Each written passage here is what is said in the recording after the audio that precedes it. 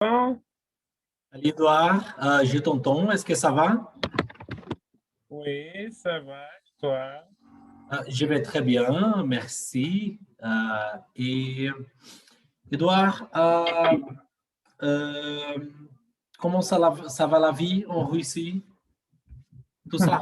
Ça va, il fait chaud, il fait plus de.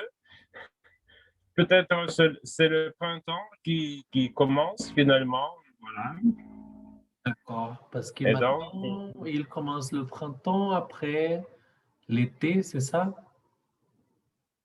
oui, le Après printemps, l'été. après l'été, et en Russie, contrairement à la France, c'est toujours le premier du mois de mars où le printemps commence. Donc, maintenant, nous sommes au Qu'est-ce printemps.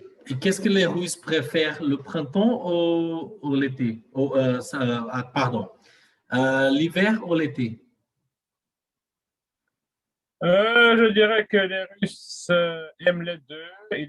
Ils aiment l'hiver et l'été.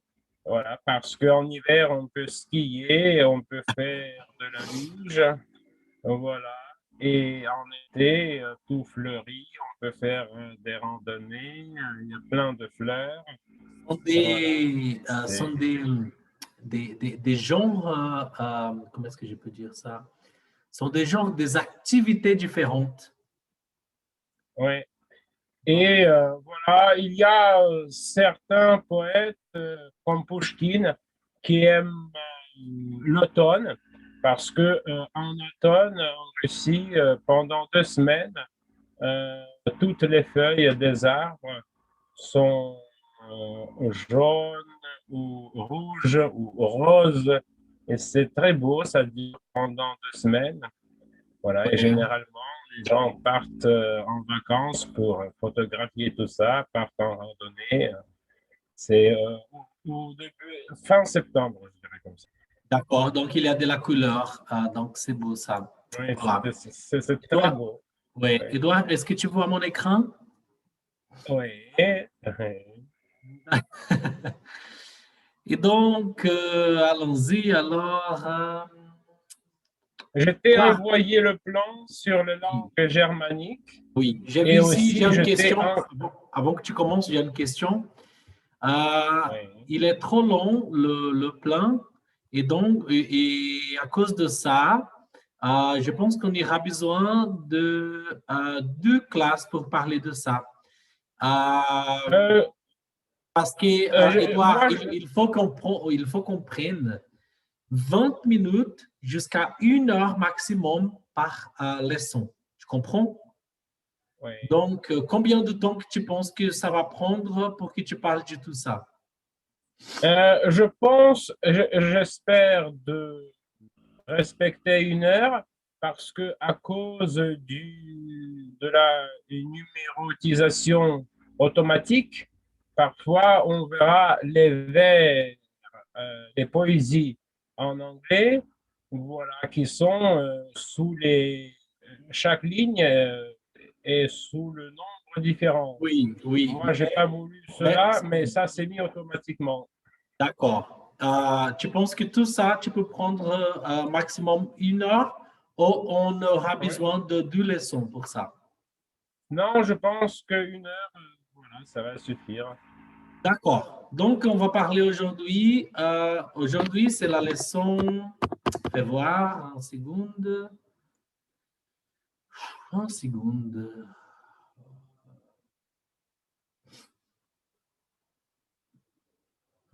C'est la leçon 8, le groupe germanique.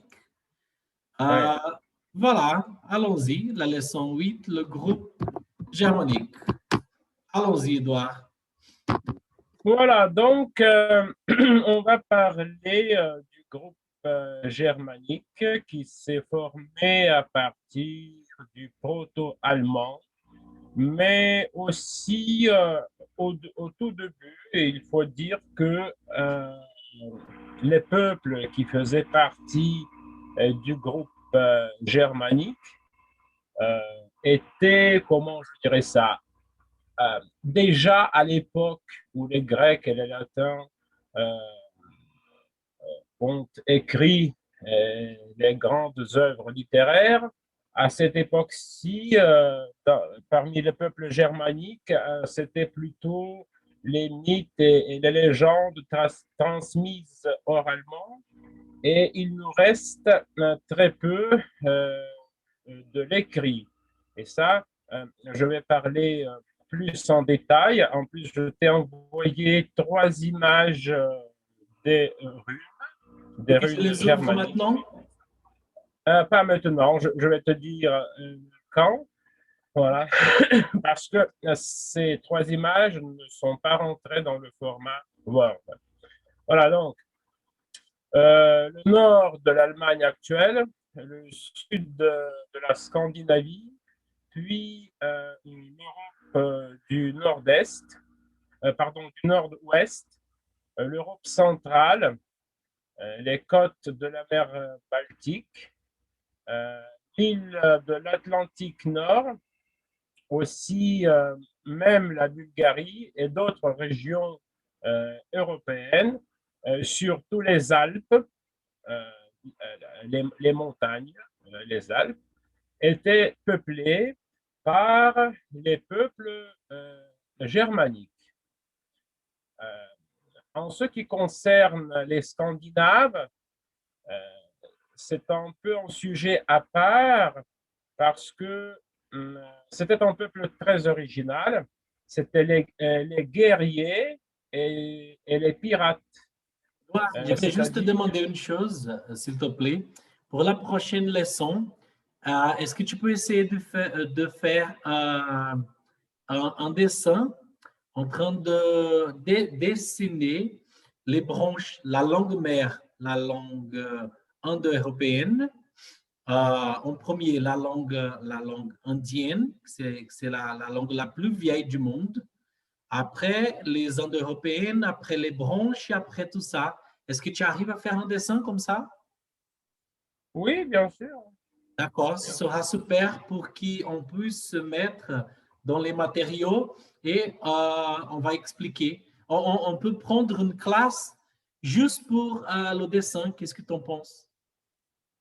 Oui, oui, on peut le Ouais, ça faire. peut être par exemple 10 ou 20 minutes seulement pour que tu expliques le dessin. Oui, oui. D'accord, parfait, merci. Allons-y. Et donc, les langues germaniques sont une branche de la famille des langues indo-européennes et elles descendent toutes du proto-germanique.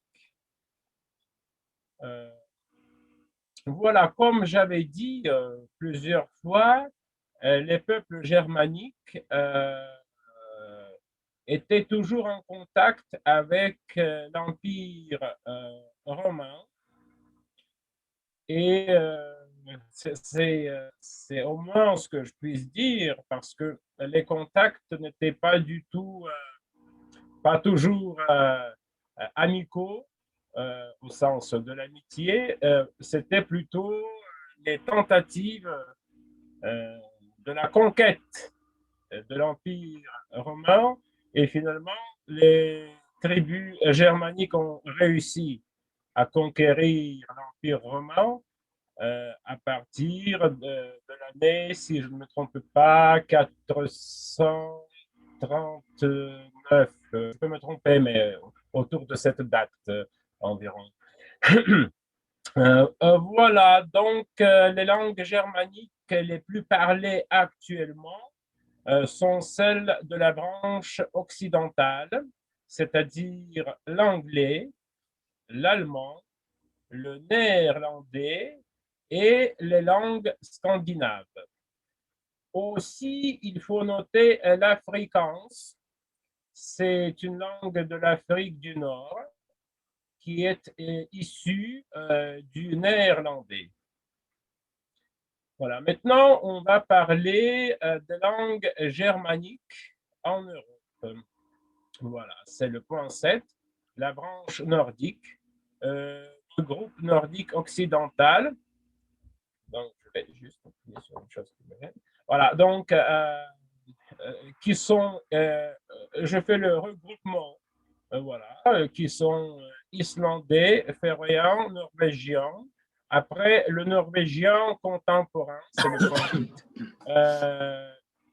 Nyunushk, c'est le norvégien parlé.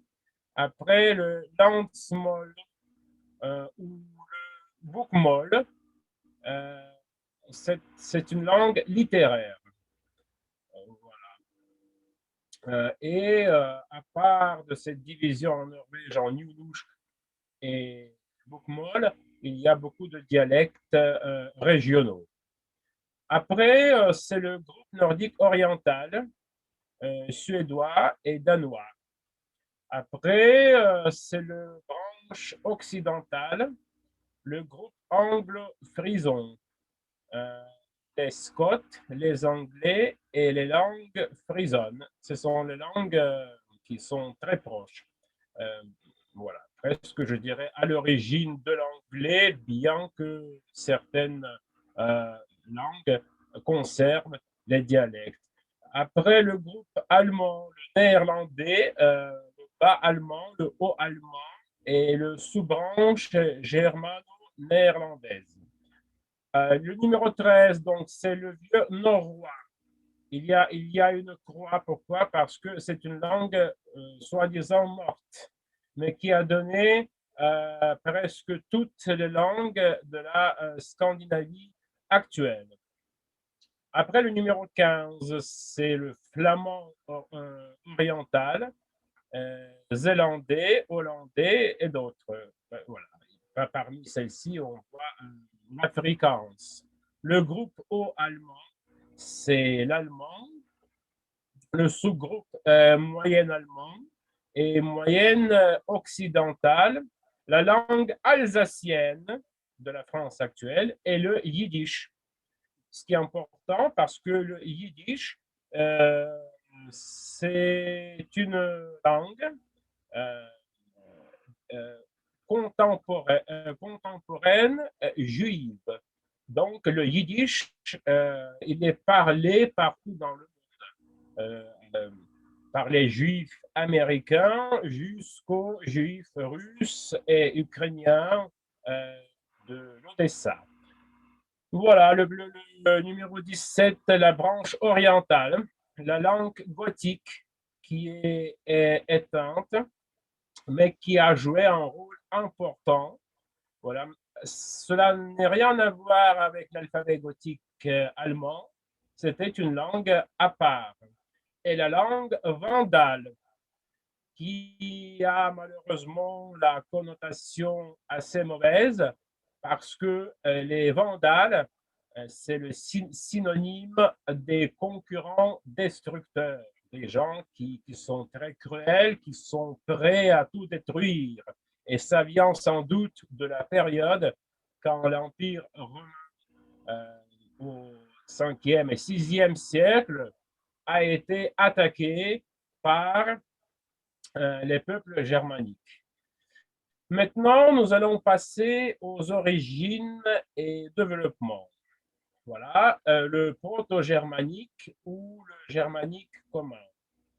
Tout comme le proto-indo-européen, ou pour dire autrement la langue mère indo-européenne, le proto-germanique est une langue non attestée, reconstituée au moyen de la méthode comparative.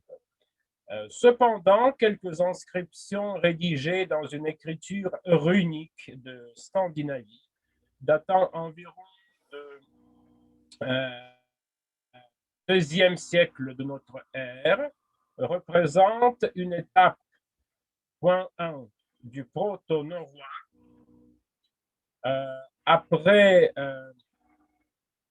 du germanique commun tardif et des langues germaniques actuelles.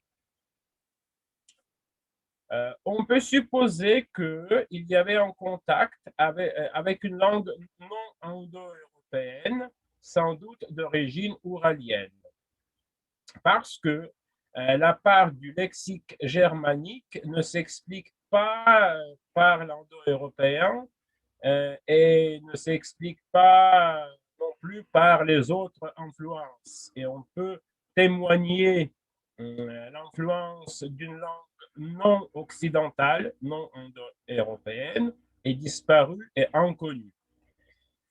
Il est possible que des populations indo-européennes Ça, c'est une soient supposition, arrivées c'est dans... ça? C'est pas prouvé.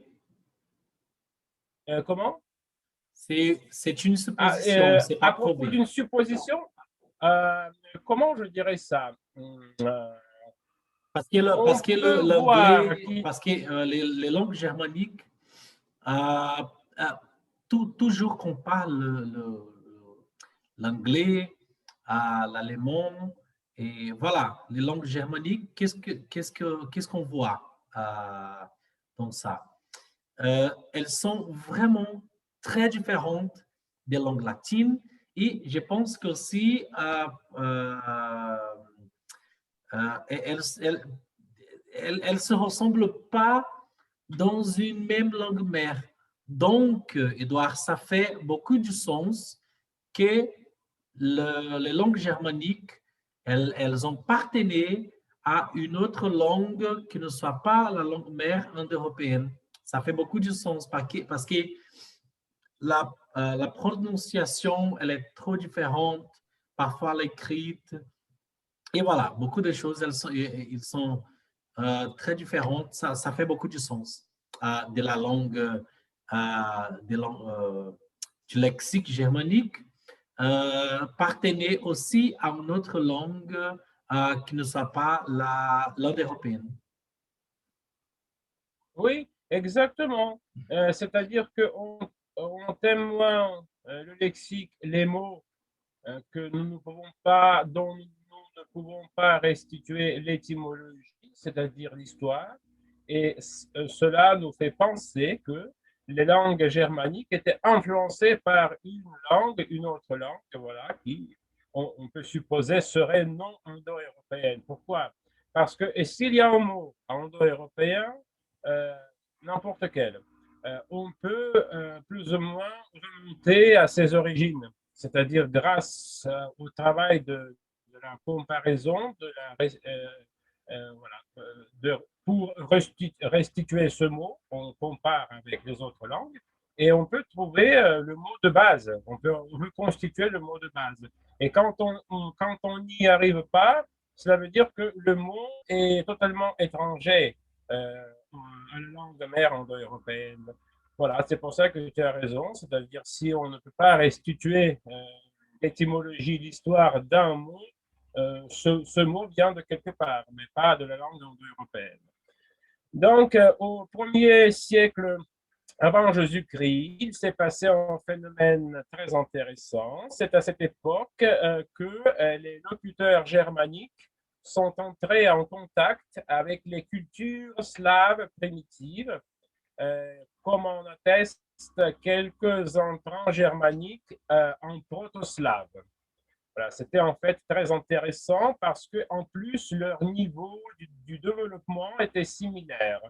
Pas similaire, mais c'était plus ou moins la même vision, je dirais comme ça, de la culture et du monde par les germaniques et par les slaves. On suppose l'expansion des Germains à la fin de l'âge de bronze danois à partir de 750 avant Jésus-Christ. Mais c'est à partir du 3e siècle après Jésus-Christ. D'ailleurs, ça, il faut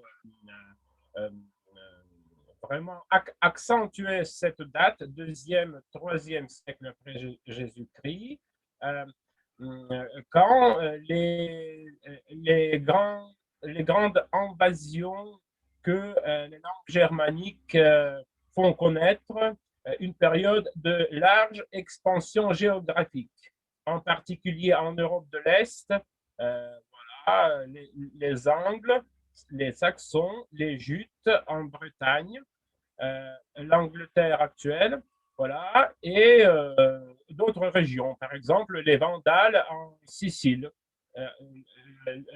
La Sicile appartenait à l'époque à la Rome antique, voilà, et qui était conquise par les peuples germaniques et même l'Afrique du Nord.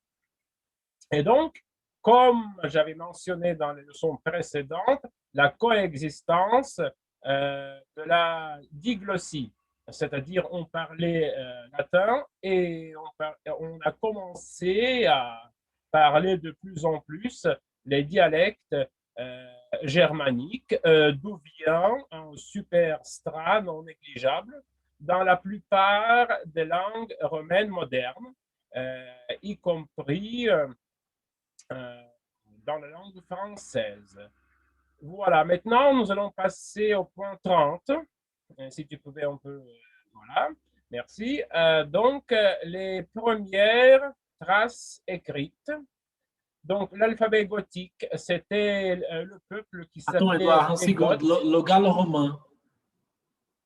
Ah, le gallo-roman, ça, je l'ai déjà mentionné quand j'ai parlé de la langue, des langues espagnole et portugaise et française aussi, c'est-à-dire la Galicie.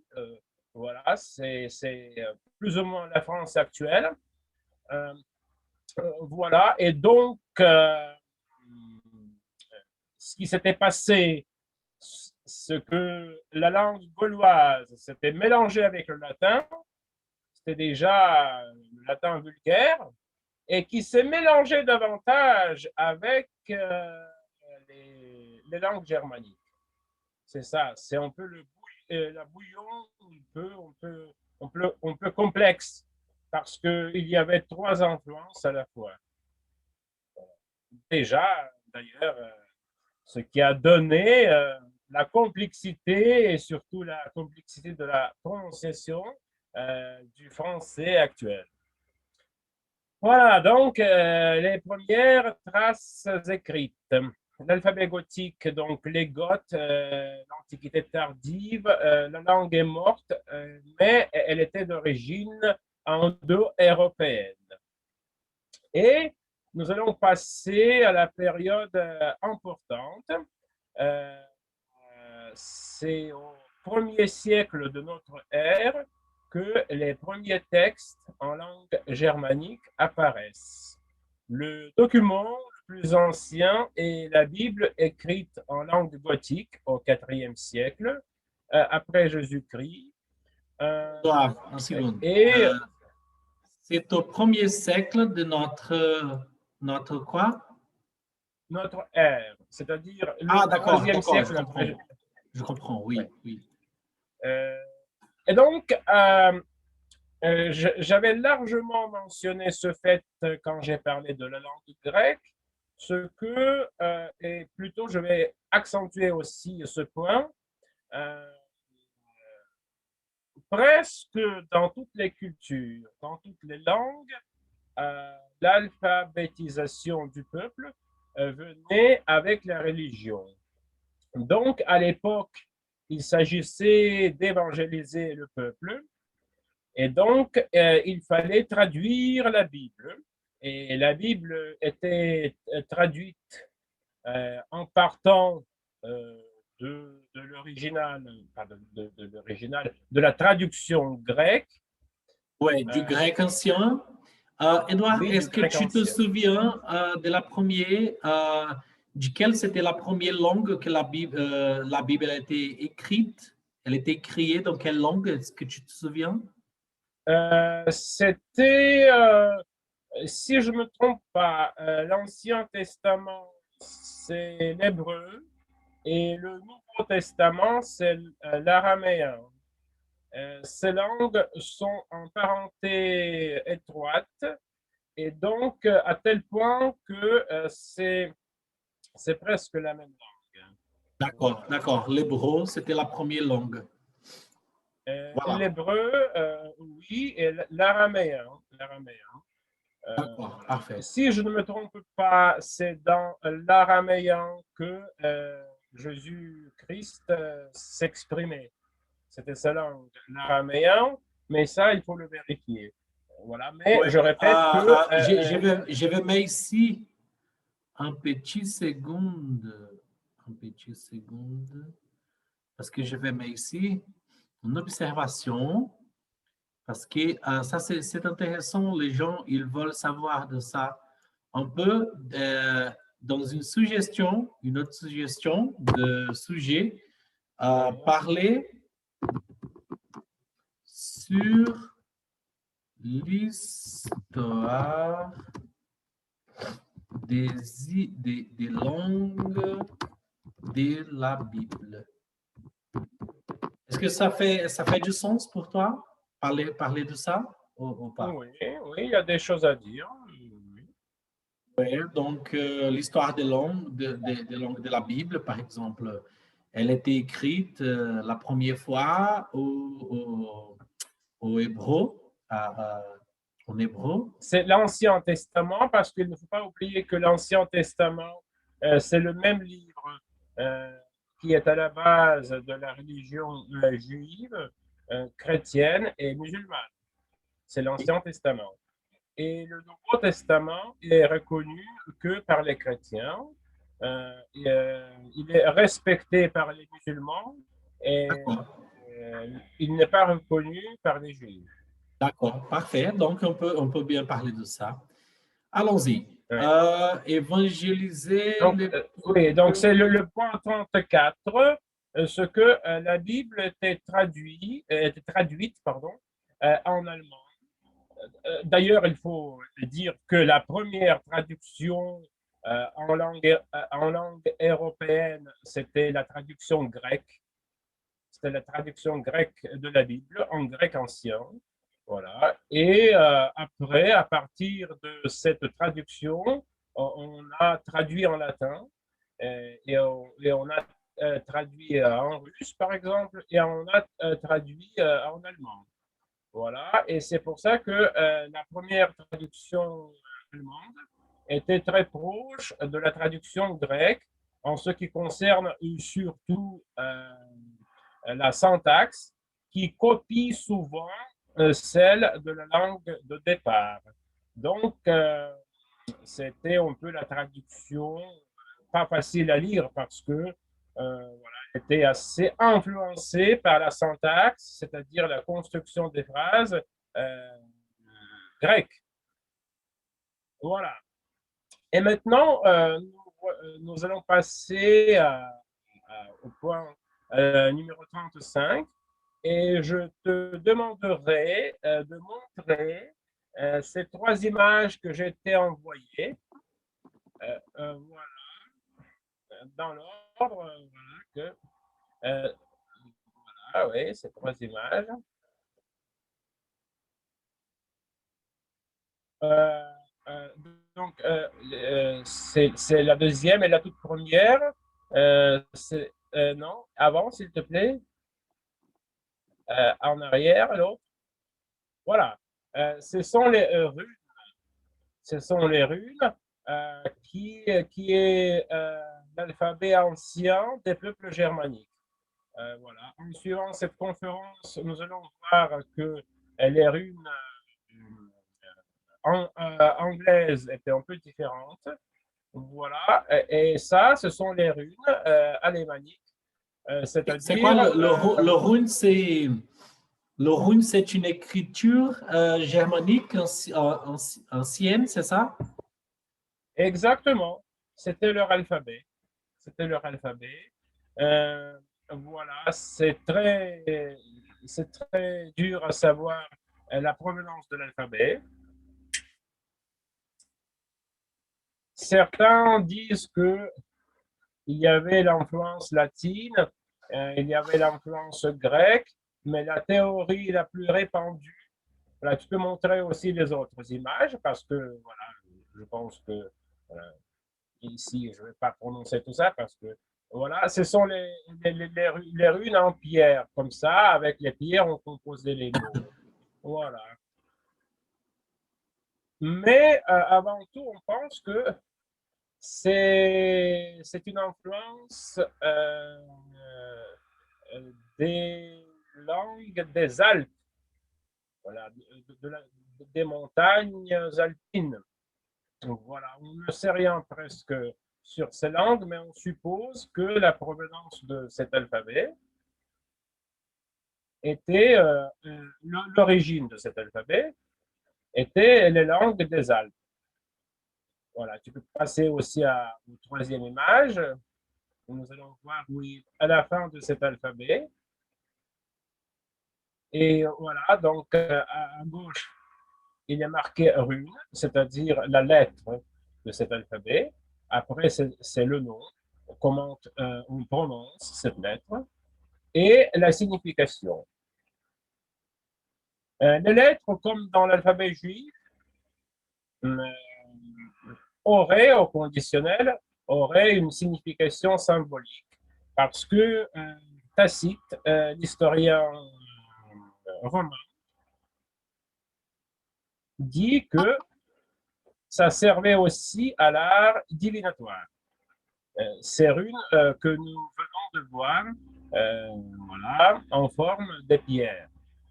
Voilà, donc on voit l'alphabet. En L'alphabet, seconde, je vais juste voir si je n'ai vu quelquefois dans aucune part, aucune de ces langues, de ces symboles. Donc, ces symboles, le plus proche qu'on a aujourd'hui, qu'on utilise communément, normalement, je pense que c'est cela, c'est le fait, que c'est proche du F, oui. mais la signification, c'est totalement différente. Et le point 5, le rayon, c'est le R, c'est aussi assez proche. Chevaucher, voyage. Mais la signification, elle est totalement différente. Chagal, Le ragal, qui c'est l'astéristique, c'est ça? oui, L'astérisque. oui, Comment est-ce ah, qu'il dit l'étoile? oui, c'est ça. Oui, on peut dire ça. Oui. Et voilà, c'est tout. Et le 4, le os, c'est le carré. Je ne me souviens pas le nom de ça en français. Euh, Cet alphabet, ce qui est intéressant, euh, il n'est pas mort complètement. Euh, il est utilisé souvent dans la science-fiction. Par exemple, chez Jules Verne, il trouve cet alphabet pour découvrir une civilisation ancienne. Et si je ne me trompe pas, aussi dans le film Harry Potter, aussi dans une des épisodes. Voilà, cet alphabet est reproduit. Voilà, donc on peut Edouard, passer. Landésacé, ça veut dire quoi? Je crois que c'est une région. Région, et c'est le nom du peuple et de la région. Parfait. Voilà, on peut passer, oui, à la. Ouais, donc, euh, euh, euh, les langues germaniques les plus anciennes utilisaient en alphabet runique. L'origine des runes est mal connue, mais on s'accorde à dire que le Futhark, c'est l'alphabet runique, est un mélange de l'alphabet italique nordique alpin, ce que je viens de dire tout à l'heure, avec une influence latine qui aurait été l'alphabet des Hérules, une tribu germanique vivant dans les Alpes. Quelques lettres ont une Edouard, origine donne-moi seulement latine. une seconde. Sim,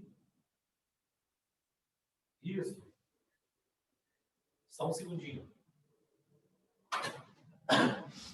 Edouard, est-ce que tu me donnes Oui, un petit seconde pour la courrier? oui, C'est le temps de tu oui. boire, je ne sais pas, de tu aller aux toilettes ou faire quelque chose? D'accord.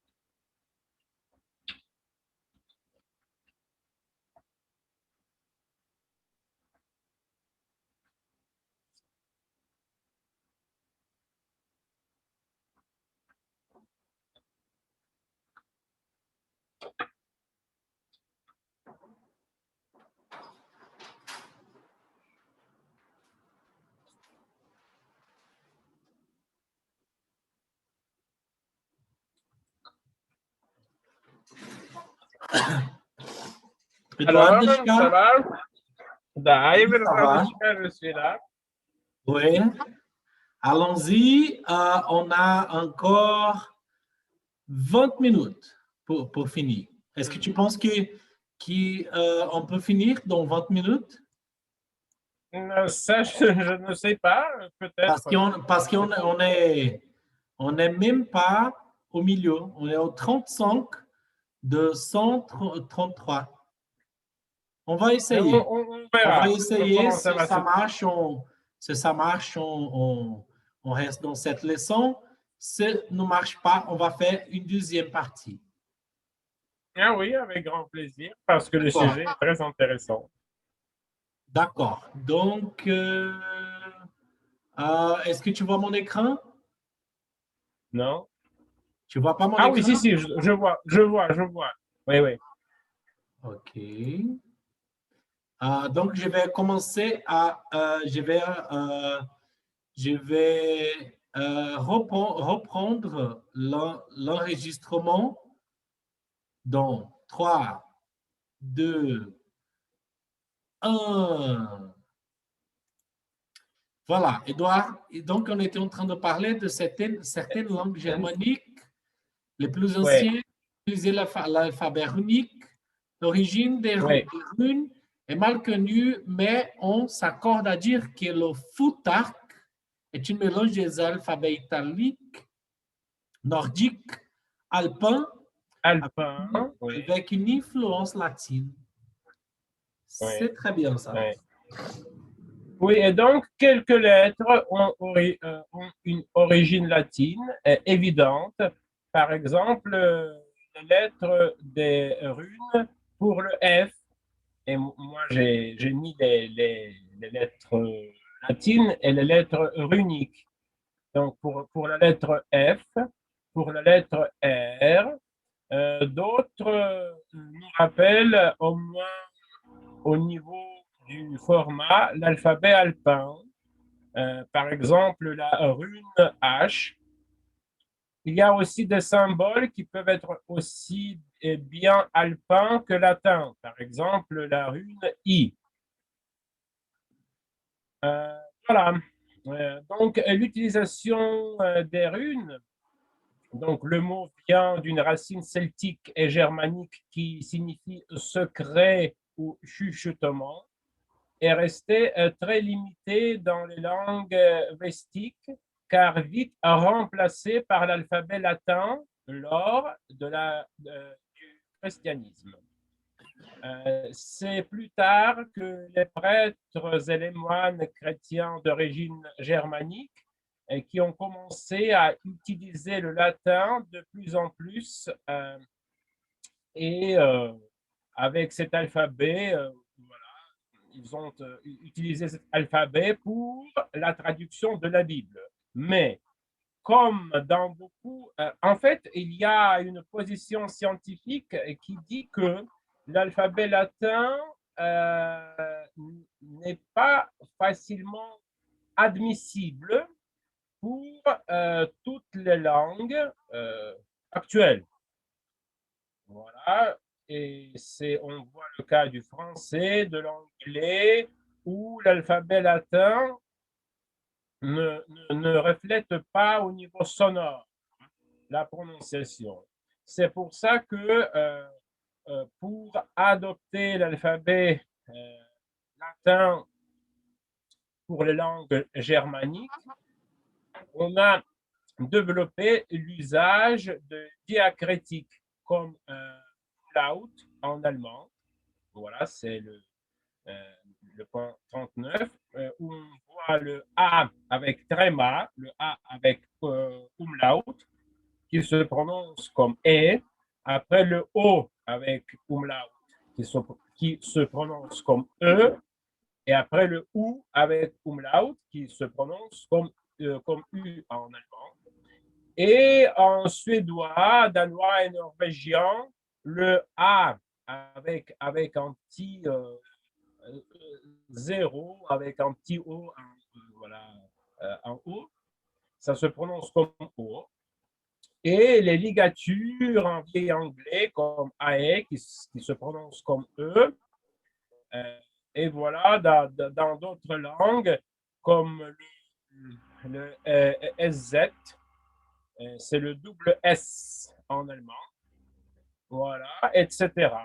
Ensuite, on a dû adapter les digrammes, SC en vieil anglais, CH en néerlandais et en français, en allemand, et SH en anglais. Voilà, si tu pouvais descendre, on peut. Je suis en train de faire attention seulement ici au fil des siècles, il a fallu pour se faire entendre les capacités somme toute réduites l'alphabet latin en développant l'usage des diacritiques, l'amolo, en l'allemand. Umlaut, D'accord. oui, Donc, c'est ce ils que je étaient viens en de train dire. de développer l'usage, Oui. l'utilisation des lettres pas pour développer, mais pour faire ça pour plus latin, je pense. Pas nécessairement Non, au développer. contraire, on cherchait à adapter le latin à la prononciation, je dirais, locale, à la prononciation, dans notre cas, de langue alémanique. Voilà. D'accord. Et le germanique présente au sein de groupes indo-européens des parentés avec l'italique, qui est le résultat d'un voisinage ancien, sans doute antérieur au contact avec le celtique, langue avec laquelle le germanique possède davantage d'affinités. Et après, il y a une liste presque exhaustive de certaines mutations. Voilà, exemple tiré de la langue germanique et d'autres langues indo-européennes. Et c'est très curieux à voir. Par exemple, le numéro 42, quand le P devient le F. En anglais, foot, en allemand, Fuß, en gothique, Fotus, voilà, etc. En islandais, Fotur, en danois, Foot, et en norvégien, Fot. Après, par exemple, le point 45, le latin pes, ce qui veut dire pes pedis, le pied. Après, on voit l'exemple sanskrit, pada. Tu vois, c'est même écrit en alphabet sanskrit, pada. Et les lituaniens, peda. Le Et comme sanskrit, ça, Edouard, il se ressemble beaucoup au indien. euh, oui, c'est-à-dire que le sanskrit est la langue mère pour le hindi. C'est comme le latin pour l'italien. Mais bien sûr, le sanskrit fait partie, voilà, Et tous les autres langues. ouais, de la famille indo-européenne. Moi, je ne vais pas lire tout ce qui est marqué, mais on peut voir sur l'écran les numéros 46 jusqu'au numéro 50. Voilà, toutes les parallèles voilà, entre les mots des autres langues euh, indo-européennes, voilà, et qui sont mises en parallèle avec les langues germaniques. Voilà, et c'est très curieux à voir, par exemple, le numéro 50, l'anglais cold, le néerlandais coude, l'allemand kalt, l'islandais caldo, le danois colt, et le suédois kall, et le latin gelu, qui a donné en français gel, du gel, voilà, quand ça glisse. Voilà. Et donc, pour parler des temps du verbe, les langues germaniques sont Et en assez portugais, pauvres. Edouard, en portugais, ça n'a aucun sens parce que c'est frio. Oui, il n'y a rien à voir. Mais frio, ça viendrait, c'est emparenté avec le mot froid Oui, ou frost. Frost. oui. Ah oui, oui. C'est Maintenant, oui, il y a du sens. oui, c'est une autre étymologie que je n'ai pas mise. Frost en allemand, froid en français. Oui, non, mais on peut Freddo. dire aussi en portugais, gelo. Oui, c'est quand ça gèle, il y a du gel par terre, par exemple. Voilà, En russe, parfait. d'ailleurs, on dit lot, Parfait. c'est une autre étymologie. Donc, pour passer au verbe, pardon. Le verbe était assez, le système était assez modeste, je dirais comme ça. Seulement le présent et le prétérit, c'est-à-dire le passé. Et pour enrichir le système du verbe, on a dû introduire les formes périphrastiques ou analytiques. Pour le futur, par exemple, avec les verbes auxiliaires, comme will en anglais et zullen en néerlandais. Voilà, pour parler du passé, on utilise les variantes du même suffixe dans toutes les langues germaniques. C'est ED en anglais, comme to dim, I dimmed, et en allemand kaufen, ich kaufte. Ich kaufte. Donc, c'est voilà, le suffixe et on peut semblable. Pour parler de l'accentuation, on met l'accent, et toi qui étais en Russie, tu as pu le remarquer. En italien, en russe, en latin, l'accentuation n'a pas de règle fixe et parfois il faut l'apprendre, mais l'oreille qui est habituée à cette accentuation des mots, par exemple, il suffit de bien accentuer les mots en russe. Après, il y a une sorte d'intuition et on peut bien accentuer les mots en italien, en latin, en grec, tandis que dans les langues germaniques, ils ont eu un développement, un autre développement. Ils ont eu la tendance d'accentuer la première lettre, comme en allemand arbeiten, c'est travailler. Voilà. Et faire arbeiten. Faire arbeiten, c'est aussi avoir travaillé, mais avec l'influence de la langue française, en anglais, l'accent est devenu assez compliqué. Maintenant, nous allons passer à l'histoire de la langue allemande. Edouard, attends une seconde. Le... L'histoire allemande, allemand moderne, les langues scandinaves. Ah, tu as mis tout ici, Edouard. Tu as mis les langues scandinaves, les langues allemandes. Je pense que tu vas parler ici du anglais, moyen anglais. Donc, toutes les langues, les langues. Non, non, tu vas parler ici sur les langues scandinaves, l'allemand et l'anglais, c'est ça maintenant? Oui, maintenant c'est l'allemand. Ouais, C'est ouais. Donc, les Edouard, Scandinaves. je vais faire le suivant.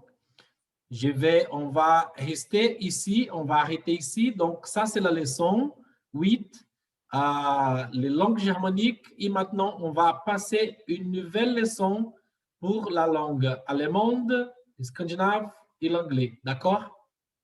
D'accord, avec plaisir. D'accord. Édouard, merci. Merci, merci, C'est merci. moi qui te remercie. Et on va passer à la deuxième leçon, à la leçon suivante. On va parler du allemand, les langues scandinaves et l'anglais. Voilà. Merci, Edouard. On se voit dans la prochaine leçon. Merci. Merci.